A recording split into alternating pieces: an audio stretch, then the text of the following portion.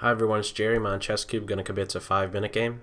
Okay, here we go. We have a game against two 1800, high 1800 rated players, and I'm liking white all of a sudden. Well, not all of a sudden, just jumping in. Why am I liking white here? I like the pawn on e5, that space advantage, and this bishop on black side on d7 really isn't contributing to the position.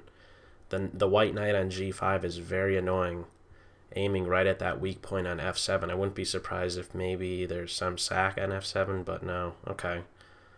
The knight retreat on h3, I'm not quite sure of that move. I would be more inclined to just keep it more centrally located.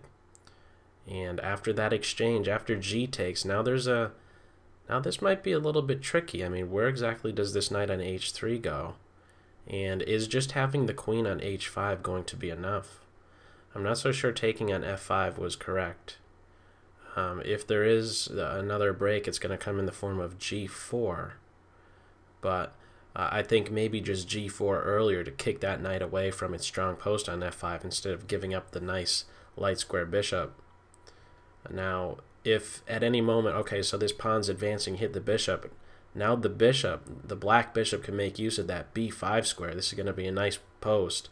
In fact, if that bishop can reroute itself to this e4 square, and in combination with the rook, g2 is going to be a big issue. So right now the poorest placed piece for black is this minor piece on d7. So bishop b5, definitely right now bishop b5 with these light square weaknesses along the a6 to f1 diagonal. And I'm not so sure black benefited as a result of capturing on e5, because now that vacates the f4 square for 3 white pieces, bishop, knight, or rook. Most notably, we're going to have a knight going there where it puts pressure on the e6 square, but right now the rook is being hit. And so knight on f4, maybe even getting ready to land on g6, hitting that rook. This knight on c1, I don't think that there's going to be a better placement for it than to go to b3 and then c5. The bishop on a7 is kind of shut down as a result of this pawn structure right here. And what is white looking to do? I guess just land a fork on f7, but is that even really a big danger? Knight f7 could be met with queen e8, and the knight finds itself in a pin. And isn't this just hanging a piece? What's going on with that move? Oh, actually, that knight move was connecting the rooks. Okay. So now we're going to have this rook. So, wow, who's going to be the side that's benefiting here? This pawn could certainly become a nuisance on f6 at any moment, pressing forward. How to get this light square bishop to e4? That's probably the dream square for that bishop, just bearing down at g2. And I think after black goes ahead and grabs this pawn, we're going to have okay, wow. So I think the tables are certainly turning. This is a good move right here, bishop b8, because what was really its prospects along this dark diagonal? Now b5, just trying to peel open the position here on the king side. So just a pawn sack, a rook position. So this is one of those transferring the rook. It's a multi-purpose piece all of a sudden, functioning laterally as a result of pivoting on g4. So now g2 is coming under fire, but there is enough defense. g3, my first thought is can black get in this f4 advance, just trying to peel open that g file, putting another attacker on that g3 square, and I'm guessing we're going to be seeing a6 here anytime. At any moment that could be pressed, and this white rook on a1 is going to come right to life. And what's going to happen with this b8 bishop now? It seems like white has been able to defend against any pressure on the king side. One of these tucking in type of moves would be king to f2, just getting it off of the same file, these heavy pieces on the g file. Or I guess king to h1, I'd be more inclined to play my king to f2 so that it's a bit more centrally located should the position become a bit more simplified. And if h2 were to ever be put under fire when the king is on f2, you could always do h4. This bishop and pawns, the bishop on f4, g3, and if a pawn was on h4, it's strung together very nicely. Really well connected, and it's difficult to disrupt that sort of formation. So what should white be looking to do from here? How to make progress? e6 is certainly a soft point, and I think that more pressure can be added to it with just a6 right here. A6, pawn takes, rook takes, and then the rook is functioning laterally. So this is another instance where the rooks are transitioning in such a way where they're first just functioning along a file, and then they start to show themselves along a rank after they make that additional step moving forward up the board. And now this rook move just doubling on the A file all of a sudden. This is a sad move to have to make, rook to A8, because not only is it's defending the bishop, but it's also working that bishop into a pin. And so with, okay, the pressure is being placed on B5, and now the dark squares are weakened. Queen to E5, looking to just invade. In fact, rook takes bishop is the threat. Rook takes bishop, and there's a mate and 2 threat. Rook takes bishop, rook takes rook, queen B8 is going to be mate. So very, very deadly threat right here. Is black going to see it? We have 1:30 to about 2 minutes remaining here. Certainly a back and forth game. I thought black was, okay, so black is apparently saw that threat of rook takes bishop. Now where is the knockout? Could the rook maybe play to A6? That move is also enabling this dark square bishop to have some movement. And yeah, well, actually, if the bishop moves, we could just still have takes a couple times and then mate once again on B8. So a very, very tricky position here. However, what about bishop to B8? Is bishop B8 a move? Bishop B8, might we actually see bishop B8, rook takes rook, bishop takes queen, and the other rook getting played to A7 to pick up the queen on F7? That might have been a variation.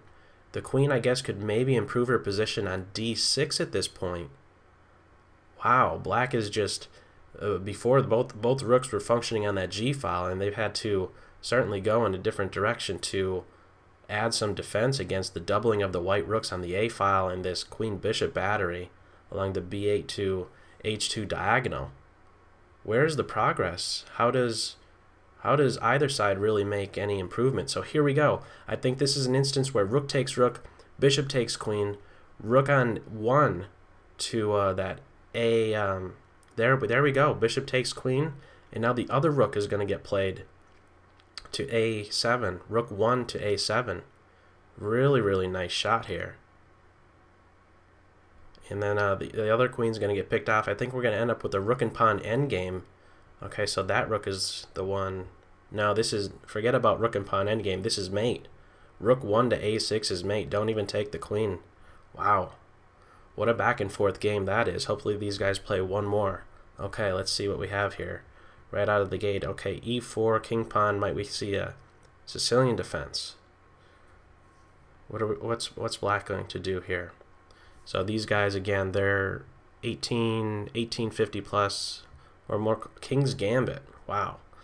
All right, I definitely don't know a whole lot what's going on with this one. Albin counter Gambit? No. Albin counter would be that D5 advance. Bishop C4, there's many variations where white would even give up a whole piece just for the pressure that's being placed in F7. And now this check right here.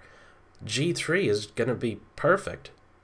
There is no pawn takes pawn because of a scholar's like mate on F7. So that's something that completely backfired there. After queen takes. So we have a mate threat right here. A knight on the rim having to just defend against it. I had also considered maybe just even taking with the pawn. G takes F4. But I guess that bishop would come back out to H4 to give check to the king. So C6 just looking to expand with D5. But black doesn't have enough of a grip over that square. In fact, the knight that's on H6 typically would want to go to F6 where it would control D5. But that's not the case. So how to proceed with the development right here? Bishop, I guess, to E3. Black could start pushing the white pieces around with B5, B4, and these minor pieces for white are going to have to find new homes. So where does that bishop go? If it backs up, we might even see A5 looking to trap that bishop. H3 was just to preserve this G4 square. So I think A4 is really the way to go. Not allowing that rook pawn to gain ground, and now it could gain ground and kick that bishop back to A2. I think it would be better to have played A4 and react to a move like B4, rerouting the C3 knight somewhere else. But certainly this bishop is able to maintain itself along this diagonal. There's really not going to be a better diagonal for that. queen f3 is looking to just snip the knight and followed by mate. Clever move. I was more inclined to just play my knight to f3 looking for development, but certainly bishop takes knight is in the air and black is defending against that, but the kingside structure is going to be smashed open. In fact, after e5, this knight is not stable on this square. e5 is a big threat, and I think e5 is going to come next move regardless. Okay, so this might even turn out to be an even stronger move. e5 is going to come with a huge impact on the position, hitting the knight, d6, the queen's hitting c6, indirect pressure against f7. The whole house is falling, and I don't see a satisfactory defense at all. There is no ignoring this threat on the knight, because that pawn will go into Pac-Man mode, taking the knight, taking the bishop, taking the queen if allowed to. But so now pawn takes, and now we have a discovered attack on the queen. If the knight moves to anywhere but d5, we have queen taking on f7, maybe even the bishop, and this is game over. Wow. White just was able to tear open that position, all the way leading back to that earlier g6 move. The bishop h4 check really just turned out to backfire because of the pressure white was placing on that very weakened point on f7.